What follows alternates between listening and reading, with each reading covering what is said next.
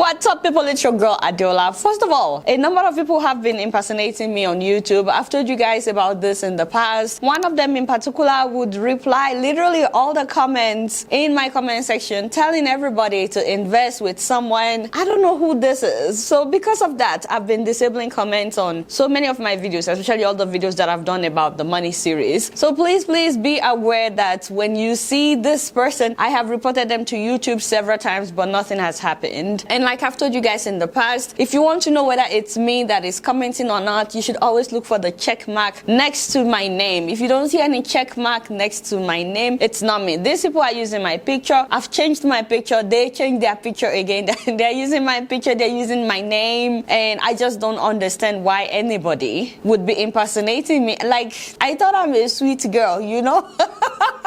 I thought I'm a nice person and all that. And they're still impersonating me. Like, for real, whoever you are, don't you have the fear of God at all? As in, it's like the end justifies the means for these people. And if you've been scammed by this person, please report them, because I have no idea who this is. So you can also join me in reporting this fellow to YouTube. Please click on their name, click on their channel, click here in order to report them. Anyway, we are starting today with a trending video where a Zambian man was addressing the need to reform the education system in Africa, which is based largely on theory instead of practicals. They realized that if we take away Africans from practice and move them to theory, we will be creating a labor force for ourselves. And then he, of course, talked about the fact that so many Africans are not encouraged to engage in critical thinking. Like, we don't ask questions. We basically cram things in order to pass and get a degree. So they brought a school system which did not promote thinking, but promoted remembering.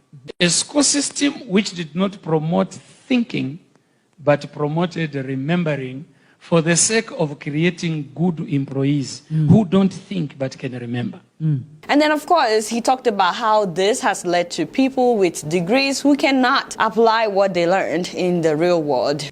You memorize everything. And at the end of the day, what did they produce? They produced someone who was a container of useless knowledge. A container of useless knowledge. Right. That is why today we have doctors who have been independent for 55 years. Have you heard that there are vaccines being made by Zambian doctors? Just so you know, we've been looking for the full video. We've been looking for this man's name. If anyone knows how we can get it, please share with the rest of us. Share the link below. I think that he's Zambian based on some of the things that he said. So we're looking for this Zambian man's name. We just really appreciate the things that he said. A lot of people uploaded his video, but they didn't give any detail about him as a person. So we're looking for the video if you know how we can get it. In any case, I thought we should talk about this real quick because the man has a lot of good points, and I agree with him in so many ways. By now, Africans should be producing things that would make life better for us, solving our own problem. By now, with all our education, we should be finding solutions to the problems that we face specifically in Africa. Not just saying, oh, I have a PhD in this or that. And so I think that it's time for us Africans to reform our education system. Now, the only thing that I don't agree with is blaming colonial masters, because by now, all African countries have been independent for decades. For several decades, actually. Colonizers are no longer in control of our curriculum. We are in control of our curriculum. Part of being independent is not just thinking for yourself, but deciding the course of your life. You know, whatever education the colonizers brought to Africa, I think that it's now left for us to make something out of what we have. Because in their country, they keep reforming, they keep developing. They didn't stick with the education that they brought to Africa. So this is not just for Nigerians. I know I'm from Nigeria, but it's for all of Africa. Because when I shared this video on my Instagram page, I wrote about how different the education system was when I started college in America. I couldn't even compare it at all to the education system when I was back in Nigeria, because I went to some tertiary institutions at first, a polytechnic for IJMB and also a Nigerian university before moving to America, where I started all over again. So please let me know how it's like in other African countries. I really would like to know, because I don't know how things are right now. I don't know if things have changed. I'm talking about between 2000 and 2003. As of that time, when I was in a university in Nigeria and at the polytechnic, lecturers would just come in and start dictating, and everybody would just be writing. First of all, you don't have enough space. We're crammed in the lecture room, like so many people trying to write on the desk at the same time. And so the lecturer would just come in when they like and start dictating, and everybody's writing like crazy, like crazy, like crazy. And the lecturer may dictate for like 5 minutes non-stop and then stop for like 30 seconds to explain something and then continue dictating. And that's the end of the class. So there were some classes at that time where we don't even ask questions. And in some classes, the lecturer doesn't even show up. For weeks at a time, the lecturer may not show up. They will just say that make sure you buy their handout. A lecturer sometimes may show up only 3 times throughout the semester, and nobody can say anything. And then there are some lecturers that will come to class and announce up front that nobody gets an A in this class, that no matter what you do, the most you can get in this class is a pass or a B. And I'm like, wow.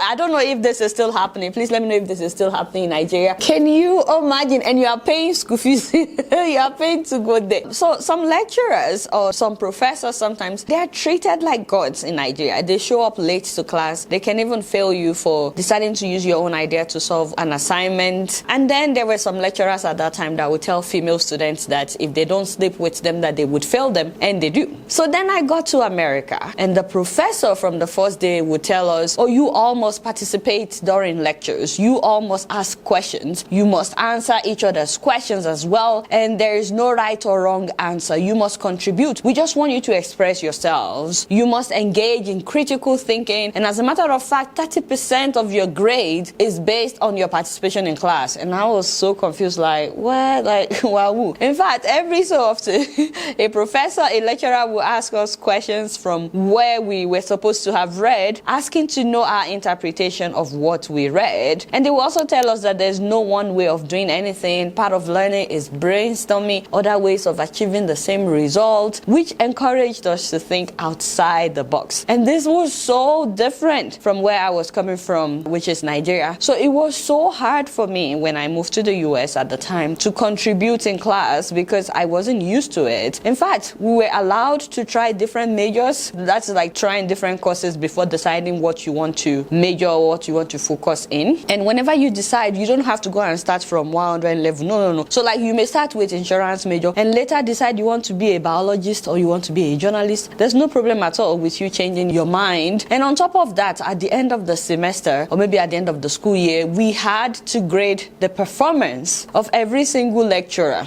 Can you imagine? We'll do this anonymously so that the teacher doesn't know who said what. So we'll go through a series of questions that we have to submit to the head of the department, talking about whether or not we felt challenged or whether or not we grew by attending that class or whether the professor did well. For real, education is very, very important. Why do you think some African parents will spend their last dime to get their children to study abroad? Like personally, I don't know if I would be doing what I'm doing if I didn't study journalism in the US, because I was trained to ask questions. I was trained to not be intimidated by anybody's title or whatever. Like, you're just supposed to get a story, ask questions. And so I don't know if I had studied journalism in Nigeria, if I would be doing what I'm doing. Maybe, I don't know. But I'm just saying that education is very, very important. Now, having said all that, I'm not discrediting the education that we have in Nigeria completely. We have some of the most brilliant people in Nigeria. For example, there are so many Nigerian doctors that are now working in different parts of the world, and they're making a huge difference. So I'm not discrediting the education system completely, but I said all that just to say that every country can decide to reform its education system in order to get their desired result. I don't know how it's like in other African countries, like I said, but in Nigeria, some people are still using old textbooks from like the 70s, the 80s, the 90s. It's not done here. By now, all the textbooks that are being used in Nigerian schools should be written by Nigerians, if not all of them, at least majority of them. And we should have books by other African authors as well. By now, we should be studying our own problems and finding solutions. So as much as the man is right, I think that it's a matter of taking charge of our lives, taking charge of our own destiny. And I really want to know what you guys think about this. And like I said, this is not just pertaining to Nigeria. This is pertaining to all of African countries. Let me know what it's like in your country, and let me know what you think about reforming the education system in our country. What is it?